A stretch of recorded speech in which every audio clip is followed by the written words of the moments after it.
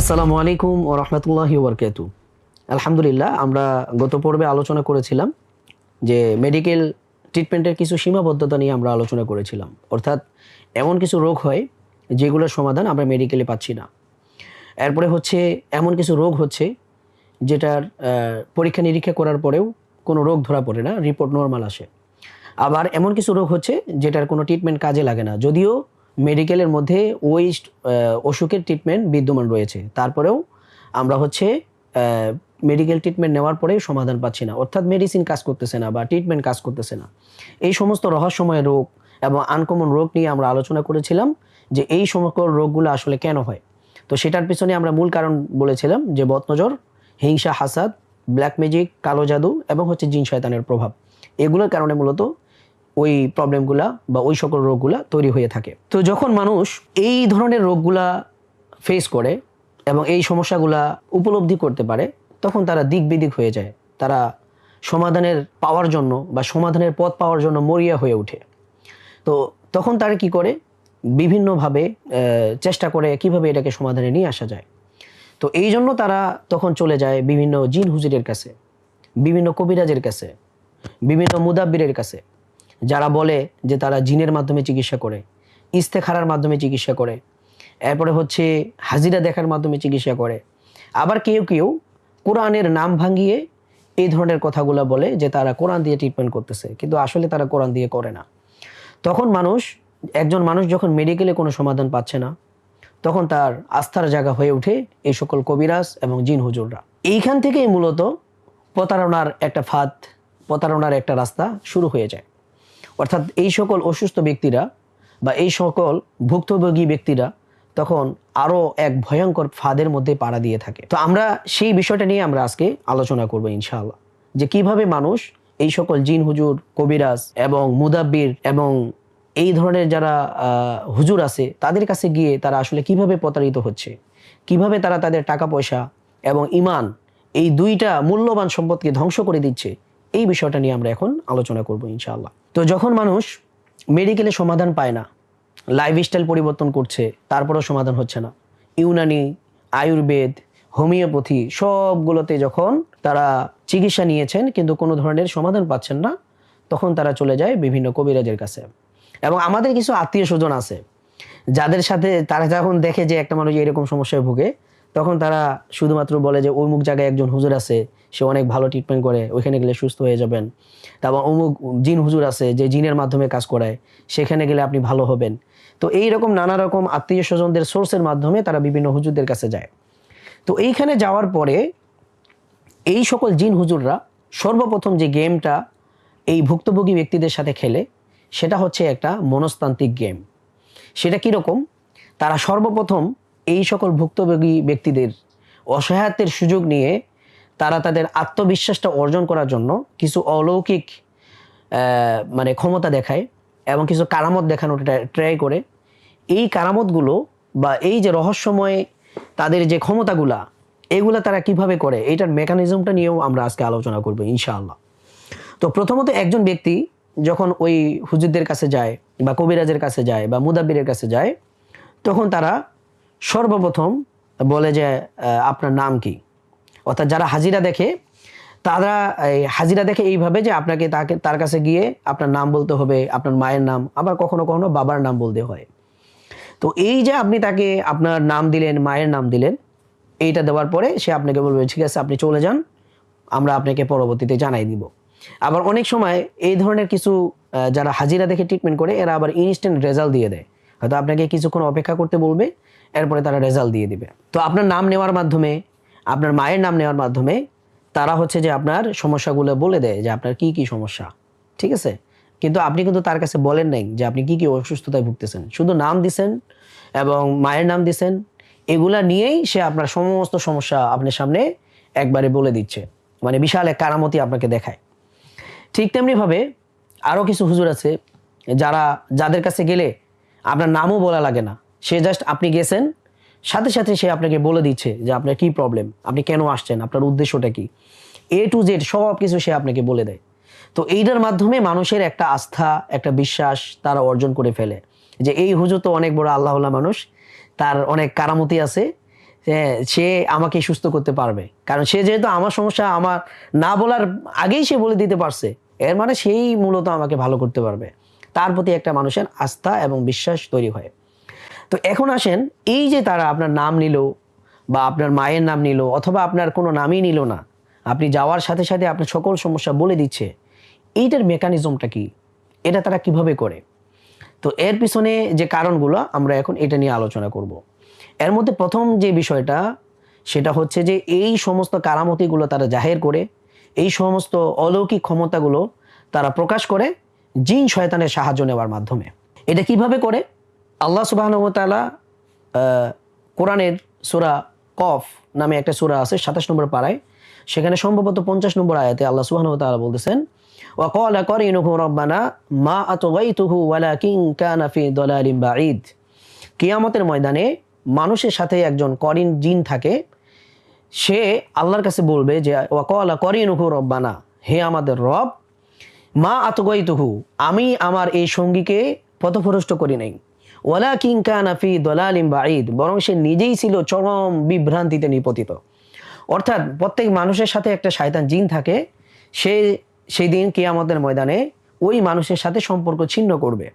সে তার অপরাধের দায়ভার নিতে চাইবে না, বরং সে বলবে যে এই সকল অপরাধের দায়ভার আমার না, বরং এই যেই ব্যক্তির সাথে আমি ছিলাম সে নিজেই ছিল গুমরা, সে নিজেই ছিল পথভ্রষ্ট, সুতরাং আমাকে দোষ দিয়ে কোনো লাভ নেই। তো এই আয়াত থেকে আমরা বুঝতে পারি যে প্রত্যেক মানুষের সাথে একটা শয়তান জিন থাকে। তো সহিহ মুসলিমের মধ্যে এরকম অনেকগুলো বিশুদ্ধ হাদিস রয়েছে। রাসূল সাল্লাল্লাহু আলাইহি সাল্লাম বলেছেন, মা মিনকুম মিন আহাদিন ইল্লা ওয়াকাদ উকিলা বিহি করিনুহু মিনাল জিন ওয়া করিনুহু মিনাল মালাইকা।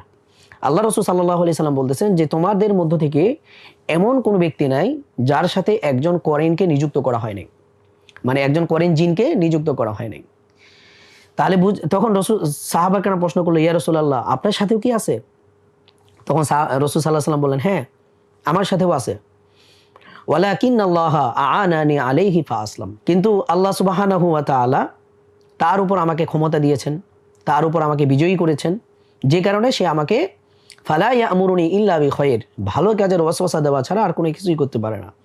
তাহলে বোঝা গেল এই যে করিন শয়তান, এটা সকল মানুষের সাথে থাকে, প্রত্যেক মানুষের সাথে একটা করে শয়তান জিন থাকে, যেটার নাম হচ্ছে করিন।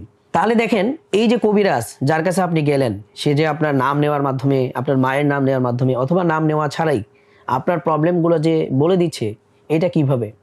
এটার এই মেকানিজমের পিছনে বড় একটা ভূমিকা রাখে এই করিন জিন, যেটা আমাদের প্রত্যেকের সাথে আছে।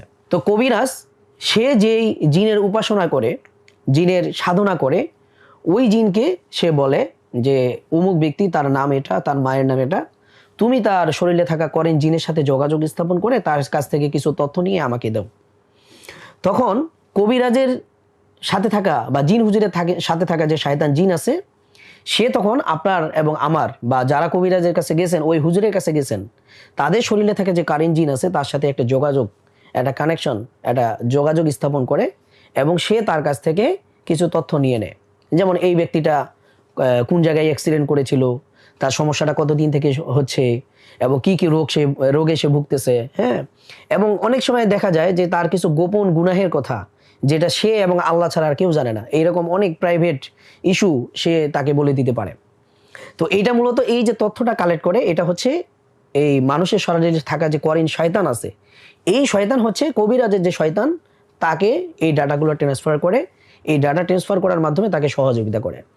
তখন এই কবিরাজের উপর বা জিন হুজুরের উপর যে শয়তান, তার যে শয়তান জিন আছে নিযুক্ত, যে শয়তানের পূজা এই কবিরাজ করে বা এই জিন হুজুর করে, ওই জিন তখন কবিরাজকে বা ওই জিন হুজুরকে বলে দেয় যে তার এই প্রবলেম, যেটা আমি তার করিনের কাছ থেকে পেয়েছি, তো আপনি এটা বলেন। সে তখন ওই সমস্যাগুলো যখন ওই ব্যক্তিকে বলে, ভিকটিমকে বলে, ভুক্তভোগী ব্যক্তিকে বলে, তখন সে বিশ্বাস করে ফেলে, হ্যাঁ, হুজুর তো যা বলছে সেটাই সঠিক, এটাই তো আমাদের সাথে হচ্ছে। এইভাবে হচ্ছে যে তারা মূলত এই কাজটা করে থাকে। তো করিন যে ডাটা ট্রান্সফার করতে পারে, এটা সম্পর্কে কোরআনে একটা আয়াত আছে। আল্লাহ সুবহানাহু ওয়া তাআলা বলতেছেন, ওয়াকাযালিকা জাআলনা লিকুল্লি নাবিয়্যিন আদুওয়ান শায়াতিনাল ইনসি ওয়াল জিন ইউহি বা'দুহুম ইলা বা'দ। আল্লাহ তাআলা বলতেছেন, মানুষ শয়তান এবং জিন শয়তান থেকে আল্লাহ তাআলা প্রত্যেক নবীর জন্য শত্রু বানিয়েছেন।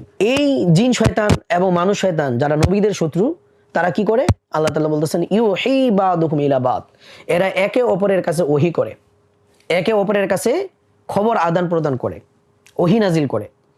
তো এই আয়াতের ব্যাখ্যায় ইমাম ইবনু জাওজি রাহিমাহুল্লাহ তার তাফসিরের কিতাবের মধ্যে ইবনে আব্বাস রাদিয়াল্লাহু তাআলা আনহু থেকে একটা বক্তব্য নিয়ে এসেছেন যে ইবনে আব্বাস রাদিয়াল্লাহু তাআলা আনহু ইউহি বাদুহুম ইলা বাদ, অর্থাৎ শয়তানরা একে অপরের কাছে ওহী করে, এটার মূল ব্যাখ্যা কি, মূল অর্থ কি? তো ইবনে আব্বাস রাদিয়াল্লাহু তাআলা আনহু তিনি বলতেছেন যে ওয়া মা কুল্লি জিন্নিন শাইতানুন ওয়া মা কুল্লি ইনসিন শাইতানুন, যে প্রত্যেক জিনের সাথে একজন শয়তান আছে এবং প্রত্যেক মানুষের সাথেও একজন শয়তান আছে।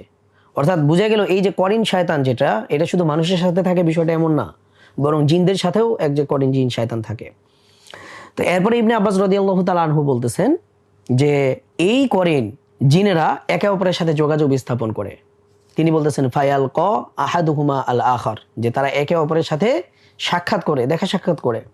ফায়াকুল, এবং তারা বলে যে ইন্নি আদলালতু সাহিবি কাজা ওয়া কাজা, যে আমি আমার সঙ্গীকে এইভাবে এইভাবে এই পদ্ধতিতে তাকে আমি পথভ্রষ্ট করেছি, সুতরাং তুমিও তোমার সঙ্গীকে এইভাবে পথভ্রষ্ট করো। তাহলে দেখেন, পথভ্রষ্ট করার জন্য একটা করিন আরেকটা করিনকে উপদেশ দেয়, পরামর্শ দেয়, অর্থাৎ ডাটা ট্রান্সফার করে, যে মানুষের শরীরে সে আছে ওই মানুষকে সে কিভাবে পথভ্রষ্ট করছে, ওইটার মেকানিজমটা, ওইটার পদ্ধতিগুলা সে আরেকটা করিনের শয়তানের সাথে আলোচনা করে, ডাটা ট্রান্সফার করে। সুতরাং এখান থেকে আমরা স্পষ্টভাবে বুঝতে পারলাম যে করিন শয়তান যেটা আমাদের প্রত্যেকের সাথে আছে, সে আমাদের কিছু ডাটা, সেই জিন হুজুর এবং কবিরাজ যে শয়তানের পূজা করে, তার ওই শয়তানের কাছে আমাদের করিন শয়তান কিছু ডাটা ট্রান্সফার করে। এই ডেটা ট্রান্সফার করার মাধ্যমে তারা যে তথ্যগুলো পাচ্ছে আপনার এবং আমার সম্পর্কে, সেগুলো তখন কবিরাজ তার মুখ দিয়ে বলে, আর মানুষ তখন এটাতে আশ্চর্য হয়ে যায়, অবাক হয়ে যায় এবং মনে করে যে এটা অনেক বড় একটা কেরামতি, অনেক বড় একটা ক্ষমতার ব্যক্তি ধরে এই ব্যক্তি। তখন সে খুব সহজে ওই জিন হুজুরকে, ওই মুদাব্বিরকে, ওই কবিরাজকে সে সহজে বিশ্বাস করা শুরু করে। আর এইখান থেকেই শুরু হয় তার পরবর্তী দ্বিতীয় খেলাটা। আর এখানে দ্বিতীয় যে গেমটা এই মানুষ শয়তানরা, কবিরাজরা, এই জিন হুজুররা ভিকটিমের সাথে বা ভুক্তভোগী ব্যক্তির সাথে করে, সেটা হলো অনেক ভয়ঙ্কর। আর সেটা হচ্ছে যে তার আত্মসাৎ, মানে তার সম্পত্তি আত্মসাৎ করে। নাম্বার 2 হলো তার সব থেকে যে বড় যে সম্পদ ঈমান, সেটাকে তারা ধ্বংস করে দেয়, সেটাকে তারা হরণ করে। তো যখন একটা মানুষ ওই কবিরাজের কাছে গিয়ে আত্মবিশ্বাসী হইল যে হ্যাঁ, এই হুজুর তো আমার সব সমস্যা বলে দিতে পারছে আমি না বলার পরেও, তার মানে তিনি আমাকে সুস্থ করে দিতে পারবেন, তার কাছে আমি সুস্থ হব, তখন এই কবিরাজ তাকে যেই যে কাজগুলো করতে বলে, যে যে আমলগুলো তাকে দেয়, এগুলা মানুষ খুব সহজেই তখন গ্রহণ করে এবং সে অনুযায়ী কার্যক্রম পরিচালনা করে। এই কার্যক্রমগুলো করতে গিয়ে অনেক সময় মানুষ জেনে হোক বা বুঝে হোক, তখন সে কি করে, কুফরি কাজের মধ্যে লিপ্ত হয়, শিরকি কাজের মধ্যে লিপ্ত হয়, হারাম কাজের মধ্যে লিপ্ত হয়, যেগুলোর মাধ্যমে তার ঈমান চলে যায়। এবং পাশাপাশি সে এই কুফরি আমলের বিনিময়ে, শিরকি আমলের বিনিময়ে, হারাম আমলের বিনিময়ে কবিরাজকে মোটা অঙ্কের টাকা দেয়। বিশ্বাস অর্জন করার পরে কবিরাজ তখন তাকে বিভিন্ন ধরনের ট্রিটমেন্ট দেয়। তো আমরা আমাদের অভিজ্ঞতায় দেখেছি এই কবিরাজরা অনেক সময় কিছু তাবিজ দেয় আপনাকে। যখন তারা তাবিজ দিবে তখন তারা বলে দেয় যে এটা কোরআনের তাবিজ। কিন্তু আমরা আমাদের অভিজ্ঞতায়, আমি যেহেতু রুকিয়া নিয়ে কাজ করি, আমি আমার অভিজ্ঞতায় দেখেছি আমি প্রায় হাজার হাজার তাবিজ আমার হাত দিয়ে আমি খুলে দেখেছি। তো আমি এখানে দেখেছি যে কোনো একটা তাবিজ মানে কোরআন দিয়ে, হুবহু কোরআন দিয়ে, মানে শুধুমাত্র মানে কোরআনের আয়াত দিয়ে লেখা হয়েছে, এই রকম তাবিজের সংখ্যা খুবই নগণ্য। অর্থাৎ 1 লাখ তাবিজ যদি খোলা হয়, এর মধ্যে হয়তো 1টা বা 2টা তাবিজ কোরআনের তাবিজ হইতে পারে। আর বাকি অন্য যত তাবিজ আছে এই সবগুলো হচ্ছে কুফর মিশ্রিত, শিরিক মিশ্রিত, হারাম মিশ্রিত। আমি কয়েকটা উদাহরণ দিব। যেমন মনে করেন সে কোরআনে লিখবে বিসমিল্লাহির রহমানির রহিম, তো এই বিসমিল্লাহির রহমানির রহিম সে একবার পুরোটাই আরবিতে লিখবে। আবার কি করে, এই বিসমিল্লাহর একটা সংখ্যা তত্ত্ব সে বের করে, যেটাকে আবজাদ হরুফ বলে। সে তখন লিখলো 7, 8, 6, ঠিক আছে, এটাকে সে লিখে দেয়। এমনিভাবে সূরা ফাতিহার মান তারা বের করে, সংখ্যা মান, যেগুলোকে তারা ওইখানে লিখে। এরপরে তারা এই তাবিজগুলোতে লেখে ফিরাউন, হামান, তারপর ইয়াবাদ্দু, শাইতান, ঠিক আছে, জিব্রাইল, মিকাইল, আল্লাহ, রসুল, মুহাম্মদ, আলী, এই ধরনের বিভিন্ন নাম। অর্থাৎ আল্লাহ তাআলার নামও থাকবে, এগুলোর সাথে সাথে আলী রাদিয়াল্লাহু তাআলা আনহুর নাম রাখে, এরপরে হচ্ছে জিব্রাইলের নাম রাখে, মুহাম্মদ রাসূলুল্লাহ সাল্লাল্লাহু আলাইহি ওয়াসাল্লামের নাম রাখে। তারা হচ্ছে এই শিরিকগুলো করে। আবার অনেক সময় তারা কোরআনের আয়াত লিখবে, পাশাপাশি হচ্ছে এই নামগুলোকে তারা সেখানে বসায় দেয়। যেমন সেইখানে লিখলো ইন্নাহু মিন সুলাইমান ওয়া ইন্নাহু বিসমিল্লাহির রহমানির রহিম, এই আয়াতটা লিখলো, এর নিচে সে লিখে দিল ফেরাউন, হামান, করুন, তারপর হচ্ছে শয়তান, ইয়াবাদ্দু। আবার অনেকে হচ্ছে আসহাবে কাহাফ, তাদের যে ব্যক্তিগুলা যারা গুহার মধ্যে ছিল ওই ব্যক্তিদের নামগুলোকে তারা এখানে লিখে দেয়। এবং আসহাবে কাফের সাথে যে একটা কুকুর ছিল, এই কুকুরটাকে তারা বড় করে লিখে দেয় কিতমির। তো এই ধরনের কুফুর এবং শিরিকযুক্ত তাবিজগুলো তারা মানুষকে দিয়ে থাকে এবং তারা বলে যে এটি আমরা কোরআন দিয়ে লিখেছি। হ্যাঁ, সে আংশিক কোরআন লেখে, কিন্তু পাশাপাশি সে এখানে শিরিক যুক্ত করে, কুফুর যুক্ত করে, হারাম যুক্ত করে। এই সমস্ত তাবিজগুলো যখন কোনো ব্যক্তি ব্যবহার করে তখন সে মূলত তার ইমানটাকে ধ্বংস করে দিচ্ছে। তো এটা গেলে তারা কি ধরনের তাবিজ দেয় এটার একটা আলোচনা। দ্বিতীয় নম্বর, তারা যে কাজটা করে তারা হচ্ছে কিছু আমল দেয়। অর্থাৎ তাদের একটা মূল থিওরি হলো জাদু দিয়ে জাদু কাটাইতে হয়। যেমন লোহা দিয়ে লোহাকে কাটা হয়, আমরা যেমন লোহা দিয়ে লোহাকে কাটি, তাদের একটা থিওরি হচ্ছে জাদু দিয়ে জাদুকে কাটতে হবে। এই জন্য তারা যে ভিকটিম, ওই ভিকটিমকে বলে, অথবা যে অসুস্থ ব্যক্তি, ওই অসুস্থ ব্যক্তিকে বলে যে আপনাকে এই তাবিজটা আমি দিলাম, এটা আপনি হচ্ছে 3 রাস্তার মোড়ে গিয়ে পুঁতে রাখবেন, অথবা 4 রাস্তার মোড়ে গিয়ে পুঁতে রাখবেন, অথবা হচ্ছে কোনো একটা কবর বাড়িতে, গোরস্থানে আপনি এটাকে নিয়ে পুঁতে রাখবেন। অথবা তারা বলে যে আপনাকে আমি এই একটা পুটলি দিলাম, এটা নিয়ে আপনি পানিতে নিক্ষেপ করবেন। একটা তাবিজ দিলাম, এটাকে আপনি পানিতে নিক্ষেপ করবেন। এরপরে তারা হচ্ছে কিছু কাপড় দেয়, অনেকে কাফনের কাপড় দেয়, অনেকে আবার সলিড কাপড় দেয়, দিয়ে তারা সলতা বেঁধে দেয়। আমরা যখন আগে গ্রাম অঞ্চলে বিভিন্ন ওই কুপি জ্বালাইতাম, যেটাকে তেল দিয়ে সলতা বানিয়ে আমরা কুপি জ্বালাতাম। তো এই কবিরাজরা এইরকম কাপড়ের সলতা বানিয়ে দেয় এবং বলে যে এটা আপনি টানা 40 দিন আপনার বাড়িতে জ্বালাবেন এবং এটার ঘ্রাণ নেবেন। আবার অনেকে আপনাকে হচ্ছে এই লাল মোরগের মাথা বা কালো কালো মোরগ, এরপরে হচ্ছে কাফনের কাপড়, এই ধরনের জিনিসগুলো তারা আপনাকে দেয় ব্যবহার করার জন্য। তো এই যে জিনিসগুলো দেয় এগুলো আসলে কোনোটাই ইসলাম সম্মত না, বরং এটা পুরোটাই হচ্ছে একটা জাদুর পার্ট, এগুলো জাদুর অন্তর্ভুক্ত। ওই যে আমি বলেছিলাম যে তারা মূলত জাদু দিয়ে জাদু কাটানোর ট্রাই করে। তারপরে হচ্ছে তারা আপনাকে বিভিন্ন তাবিজ দিবে, যে তাবিজগুলো কোনো একটা গাছে ঝুলাইতে বলবে, পানিতে নিক্ষেপ করতে বলবে, আগুনে পোড়ানোর জন্য কিছু দিবে। হ্যাঁ, এই ধরনের আমলগুলো তারা দেয়। তো এটা আরও অনেকভাবে তারা এই ধরনের কুফর এবং শিরকি কাজগুলোকে পরিচালনা করে। এর মধ্যে আরেকটা হচ্ছে যেমন তারা আপনাকে বলবে যে আপনি এই মৃত বাড়িতে যেতে পারবেন না, তাবিজ দিবে যে এই তাবিজ ব্যবহার করে আপনি মৃত বাড়িতে যাইতে পারবেন না, তাহলে আপনার তাবিজের কার্যকারিতা নষ্ট হয়ে যাবে। এরপরে হচ্ছে যে আপনাকে তারা বলবে যে আপনি গরুর মাংস খাইতে পারবেন না, আপনি হচ্ছে টানা 40 দিন ঘর থেকে বের হবেন না। এই ধরনের শয়তানি আমলগুলো তারা আপনাকে দিবে, যেগুলো তারা শয়তানের কাছ থেকে পেয়েছে।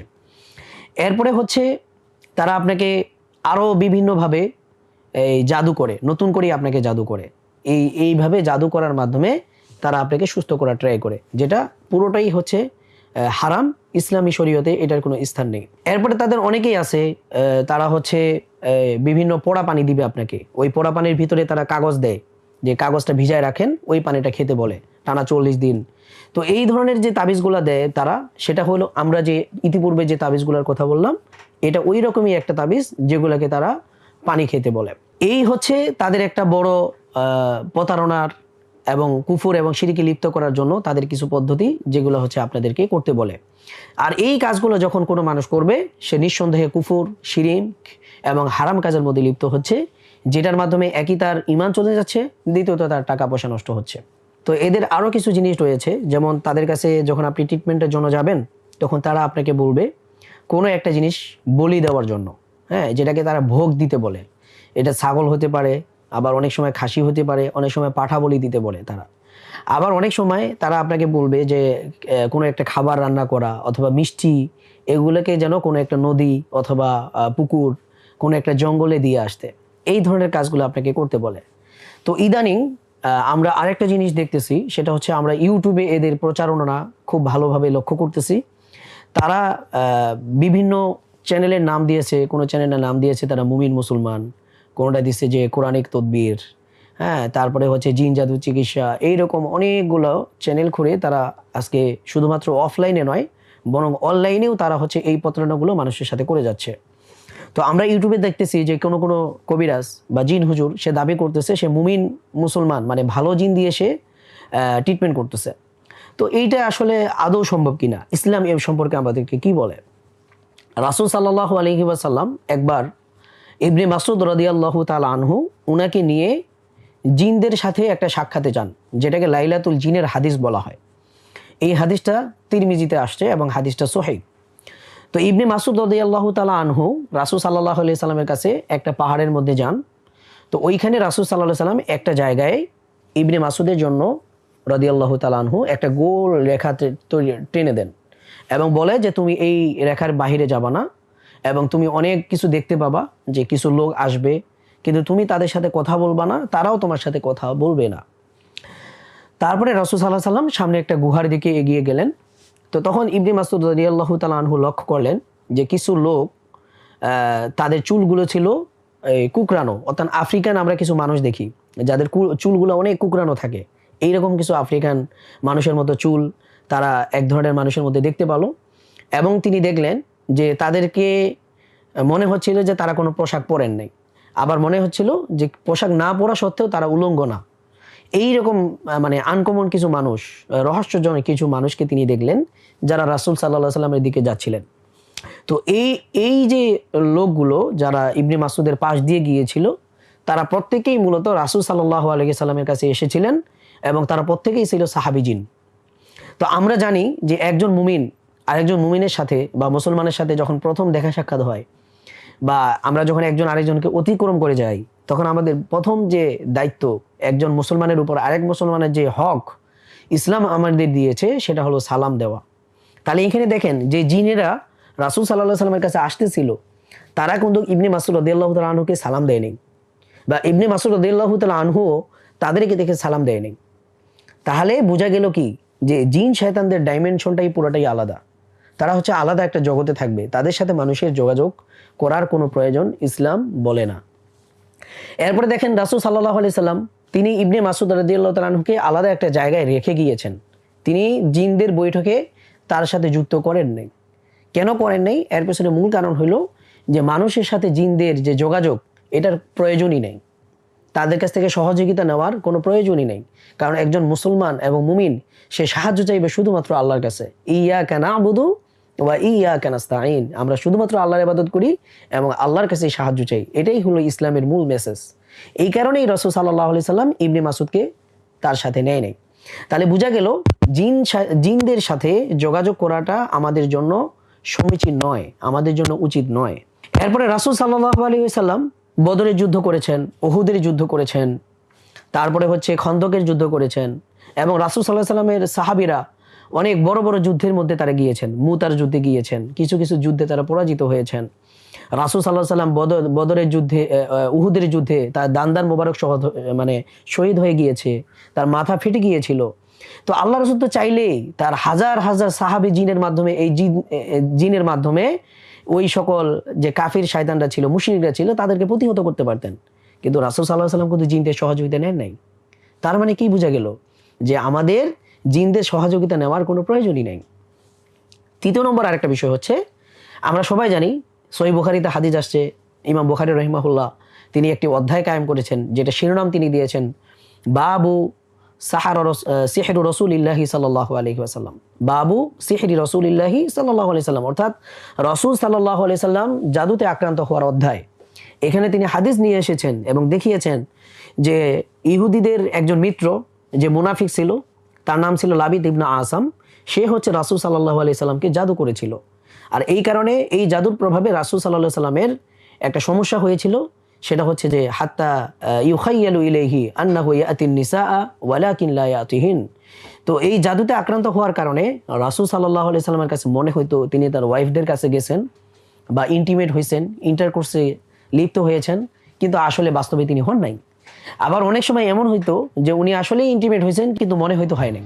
তো এইরকম উলটপালট এবং বিভ্রমগুলো তার মধ্যে তৈরি হইতো এই জাদুর প্রভাবে। তাহলে রাসূল সাল্লাল্লাহু আলাইহি সাল্লাম যখন জাদুতে আক্রান্ত ছিল, তো ইমাম ইবনে হাজার আসকালানী রাহিমাহুল্লাহ তিনি এই হাদিসের ব্যাখ্যায় বলেছেন যে রাসূল সাল্লাল্লাহু আলাইহি সাল্লামের উপর এই জাদুর কষ্টটা ছিল দীর্ঘ 6 মাস ব্যাপী, অর্থাৎ তিনি 6 মাস অসুস্থ ছিলেন এই জাদুর কারণে।